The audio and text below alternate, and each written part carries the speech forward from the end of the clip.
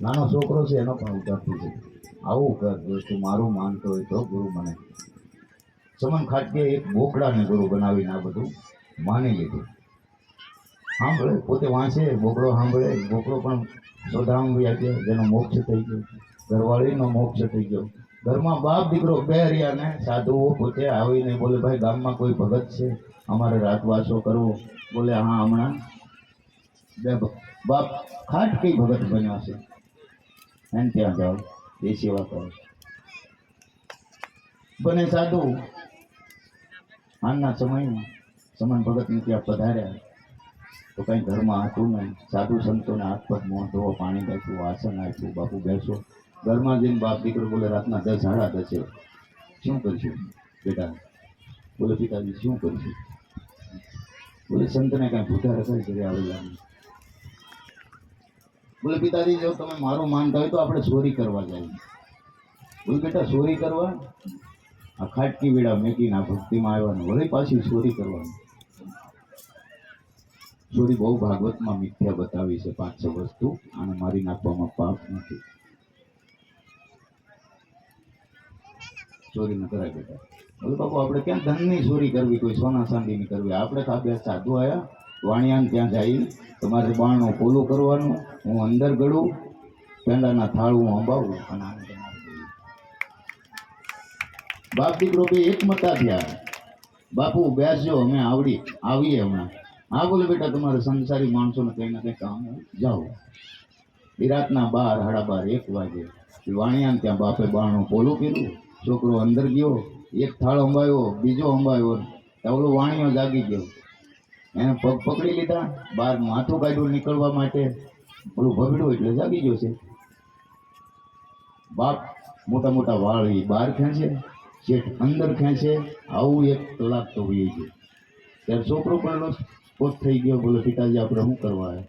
બોલે બેટા ચોરી કરવા. કોના હાટું? ધર્મ હાટું, સાધુ હાટું.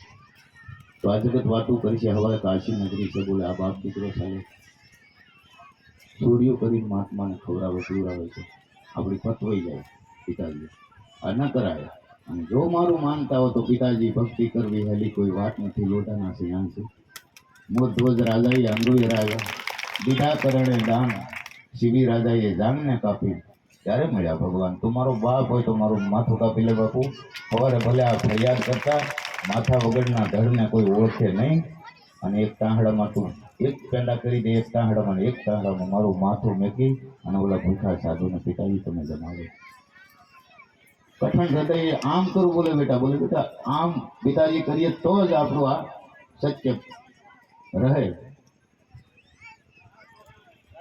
પિતાજીએ કઠણ હૃદય ખાટકી તો હતો લઈ થાળીમાં મેકી. ઘરમાં ખબર ના પડે. બંને સાધુને એવી રીતે પેંડા લાવીને બોલે મારા પ્રભુ જમો. જમા સાધુ.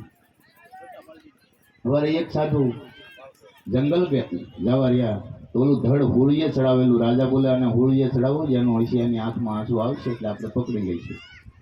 આવી રીતે એ વખતમાં હોળી હતી અને બધું ટોળું માણસોનું. અને એ હોળીએ આ સાધુ ત્યાં જઈને ઉગમણા ઊભા તો ધડ ઊભો રહ્યું. એની સામે બંને હાથ જોડ્યા. માથું નહોતું, નહીં તો નમાવો. તું મારો અતિથિ છો, તું મારો મહેમાન છો, મેં કપાઈને તારી સેવા કરી. આવી રીતે બોલો મહાત્મા બોલે આ બધા માણસો મારા ઉપર શંકા ન કરે. બીજી દિશા ફરી ગયા. બીજી દિશા એમ ચારો દિશાએ હાથ જોડ્યા.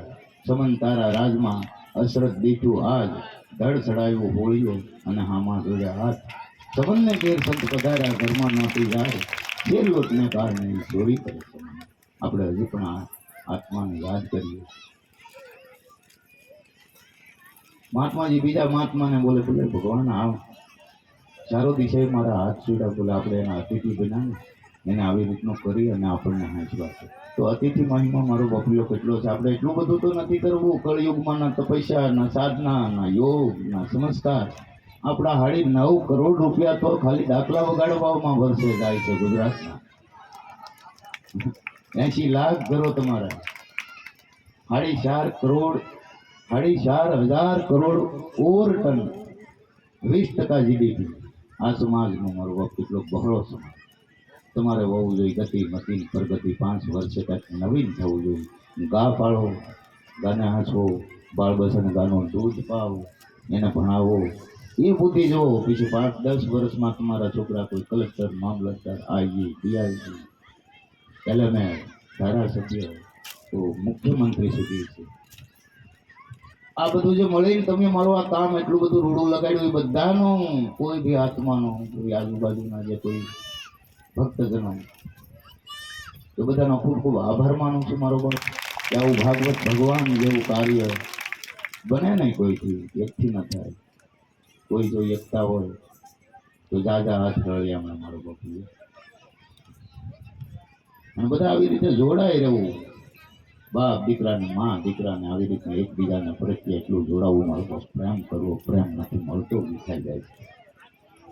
રામાયણમાં એક સોપાઈ લખી, ઋષિ મુનિ જગત की यही रीति સ્વાર્થ કરત.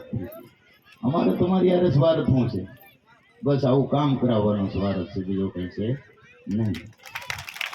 હવે તો સંસારમાં હાવ મિથ્ય સ્વાર્થ. બસ 2 દિવસ 3 દિવસ દીકરો કામ ના કરે, બાપ બોલે ભાગ ચાલે મરી જતા, તો આમ કર આવું કરાય. 100 વર્ષની જિંદગીમાં મનુષ્ય 2 ગળે ભાગથી મળ્યો. કોઈ આવા ખરાબ વિચારો લાવવા નહીં. જેમ સમુદ્રમાં લોટ વળે એમ આપણા મનમાં વિચાર આવે. એક સદ વિચાર હોય, ખરાબ વિચારને બાળી ગયે એટલે બનાય ત્યાં સુધી હવાર બપોર હાંજ ભગવાનનું સુમરણ ભજન. અને તમને જે વાલામાં વાલા દેવી દેવતા હોય એનું નામ સુમરણ કરો. કલી કેવલ નામ આધારા, સુમરણ સુમરણ નર ઉતરત ભવપારા. બોલીએ ગિરનારી મહારાજ કી જય, સદગુરુ મહારાજ કી જય, સુખદેવ ભારતી મહારાજ કી જય, રામ की जय हो, राजा प्रजा की जय हो, बस्ती नगर की जय हो, स्थान देवता की जय, इष्ट देवता की जय, कुल देवता की जय, पितृ देवता की जय, शिव देवता की जय. ओम गुरुजी जति सती दाता भक्तो गौ माता साधु संतो रमते राम गुप्त राम ध्यानी कोठारी भंडारी पुजारी. 4 वेद 6 शास्त्रों हाथ खड़ा 52 द्वारा 18 पुराण 9 नाथ 84 को समस्त महापुरुषों को मध्याह्न मारा. ओम नमो नारायण, ओम नमो नारायण, ओम नमो नारायण, ओम नमो नारायण. गंगे हर, नर्मदे हर, जटाशंकरे हर, नमः पार्वती पति हर हर महादेव.